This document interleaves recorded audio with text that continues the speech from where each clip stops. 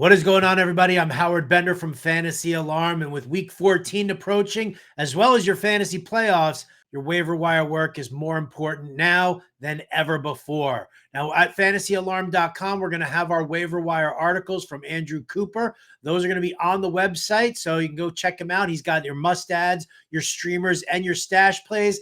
I like to start you off here with a little bit of a watch list, some players that I'm eyeballing, good streaming matchups for this week, and could be good for your roster moving forward throughout the playoffs. We'll start at the quarterback position with one of my favorites here. That's Will Levis of the Tennessee Titans. Levis is taking on the Jacksonville Jaguars at home this week. And if you've watched the way Levis has performed over the last 3 weeks, he's averaged 262 yards with 5 touchdowns and only 2 interceptions. His accuracy is getting better, and he's becoming a more complete player. So now he's going up against the Jaguars, who rank dead last in every DVOA defensive metric against the pass. You're going to want to get Levis in there. I'll give an honorable mention to Cooper Rush from the Dallas Cowboys. He's going up against the Cincinnati Bengals, and we always know that the Bengals are going to score a ton of points, but their pass defense is very, very soft, which means Cooper Rush could be finding his receivers downfield. At the running back position, we have to look at Kamani Vidal. He's the direct backup for Gus Edwards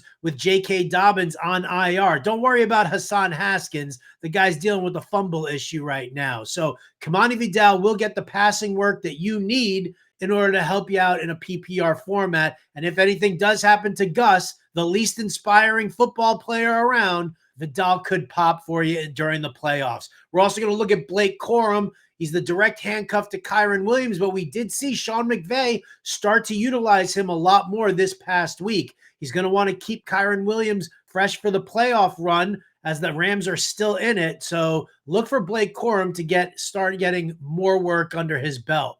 At the wide receiver position, I'm looking at Adam Thielen this week. He's going up against the Eagles, which is a tough spot to be. But if you look at the Eagles' DVOA breakdown against the pass, they do struggle against slot receivers where Adam Thielen gets the bulk of his snaps. We're also looking at Parker Washington for the Jaguars. He showed up with 100-plus yards this past week. He is the number 2 receiver in this offense behind Brian Thomas, and he's going up against the Titans, who have lost their 3 top cornerbacks to injuries over the last 2 weeks. And then finally, at the tight end position, we're going to stay with this Titans-Jags matchup here, and we're going with Chig Okonkwo from the Titans, because this is going to be a guy who's going to start catching some more passes. The Jaguars, again, they rank last in covering the tight end. They also have given up the most fantasy points per game to the position. Again, check out everything we've got over at fantasyalarm.com, and this is a perfect time to do it. It's Cyber Week, baby.